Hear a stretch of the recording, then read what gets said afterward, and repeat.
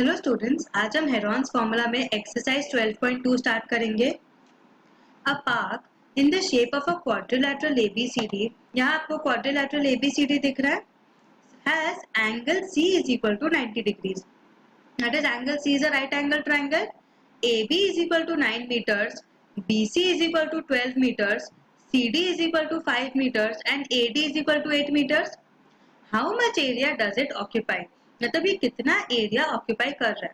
ठीक है, हम कंस्ट्रक्शन करेंगे। मैंने आपको बोला जब भी आप कंस्ट्रक्शन करते हो वो आप आंसर में लिखोगे, that is construction join BD such that triangle BDC is a right angle triangle.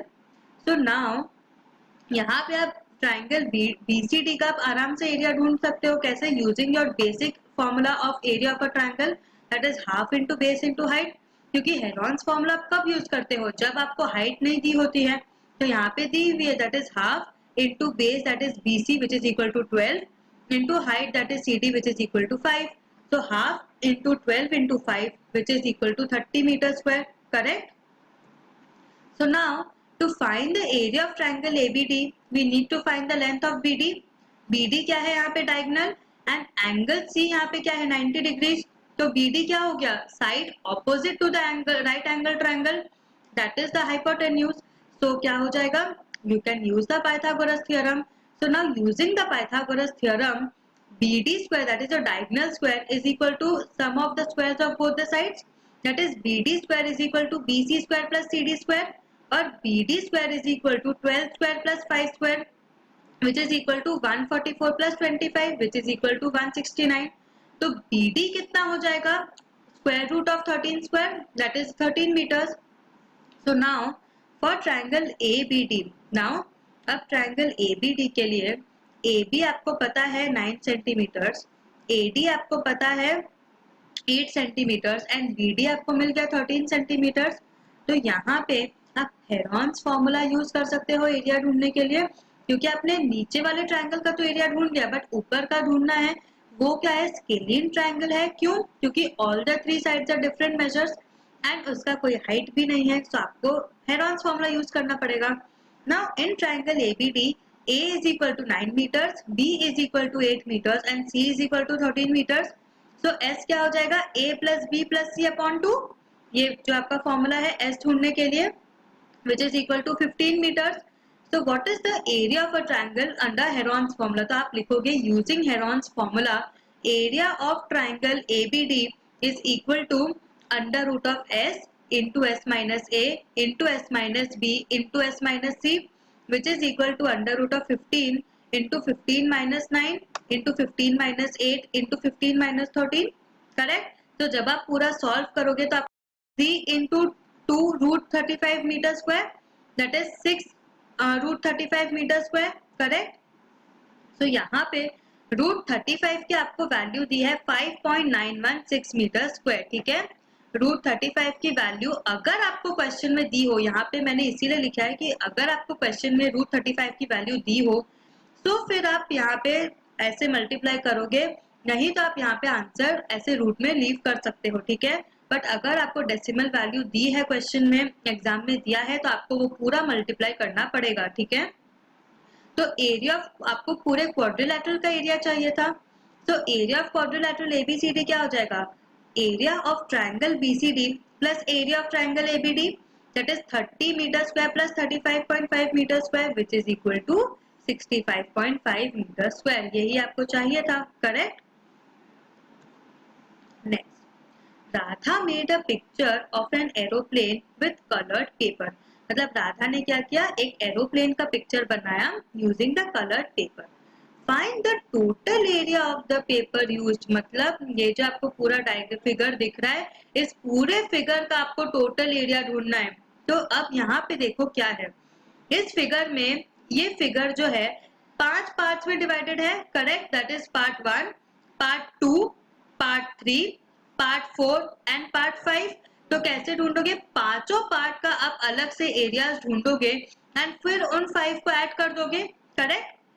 So now area of surface 1, ये क्या है? Surface 1 is an isosceles triangle, that is A is equal to 5 centimeter, B is equal to 5 centimeter and C is equal to 1 centimeter. यहाँ पे आपको height नहीं दी है तो आप हेरॉन्स फॉर्मूला यूज करोगे। सो यूजिंग हेरॉन्स फॉर्मूला के लिए आपको एस चाहिए।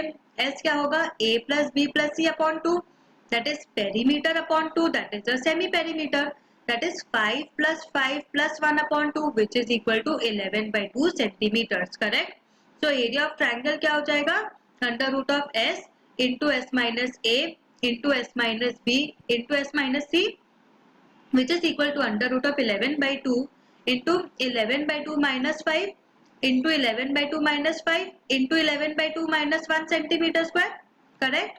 तो जब आप इसको पूरा सॉल्व करोगे आपको क्या मिलेगा, 3/4 रूट 11 सेंटीमीटर स्क्वायर, ठीक है।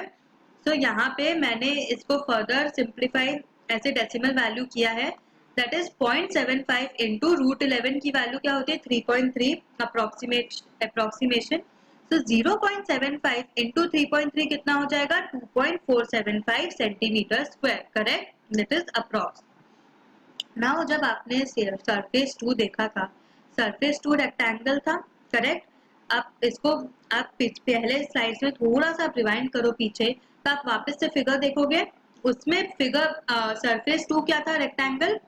Now surface 2 is a rectangle with length 6.5 centimeters and breadth 1 centimeter, correct। तो area of आपको पता है what is the area of rectangle, area of rectangle is equal to length into breadth, that is 6.5 into 1 which is equal to 6.5 centimeter square, correct। Now area of rectangle 3, ठीक है। Now you know that it is a trapezium whose parallel sides are 1 centimeter and 2 centimeter respectively। फिर से आप rewind करके figure में जाओगे देखोगे तो यहाँ पे एक आपको ट्रपीजियम दिखेगा जिसके पैरेलल साइड है 1 एंड ये पूरा यहाँ पे 2 सेंटीमीटर है, ठीक है। बट क्योंकि यहाँ पे ये रेक्टेंगल है तो इसके opposite sides are equal, in a rectangle the opposite sides are equal, तो ये क्या हो जाएगा मीटर हो जाएगा। तो रिमेनिंग कितना बचा दोनों पार्ट्स में, 2 minus 1 which is equal to 1 and 1 divided by 2 क्योंकि दो पार्ट्स हैं तो ये हो गया 0.5, 1 सेंटीमीटर एंड 0.5, समझ आया। So now its height is given by under root of 1 square minus 1/2 the whole square, that is height is equal to under root of 1 square minus 1/2 the whole square which is equal to under root of 1 minus 1/4 which is equal to root 3/2. So therefore the perpendicular distance between the parallel sides is called the height of the trapezium, correct। ये आपको पता है कि जो perpendicular distance होता है between the parallel sides वो क्या होता है, height of the trapezium, correct। So area of the trapezium क्या होता है, you know area of a trapezium is equal to half into sum of parallel sides into height, that is area of trapezium is equal to half into sum of parallel sides into height, that is area of trapezium is equal to half sum of parallel sides कितना था 2 plus 1 into height जो कि आपको मिला √3/2, तो ये क्या हो जाएगा 1/2 into 3 into √3/2, correct, that is 3√3/4 centimetre square. अब देखो यहाँ पे आपको पता है √3 की √2 की वैल्यू √3 की वैल्यू ये सब बहुत कॉमन है तो ये आपको याद होनी चाहिए, दैट इज √3 की वैल्यू क्या है 1.732, सो 3 into 1.732 अपॉन 4 जो कि आपको देगा 1.3 सेंटीमीटर स्क्वायर, ठीक है। अब area of surface 4, area of surface 4 क्या है, राइट एंगल ट्राइंगल, फिर से आप रिवाइंड करके देखोगे figure. Now area of surface 4 is a right angle triangle with base 6 centimeter and height as 1.5 centimeter. So area क्या हो जाएगा half into base into height, that is half into 6 into 1.5 which is equal to 4.5 centimeter square, correct।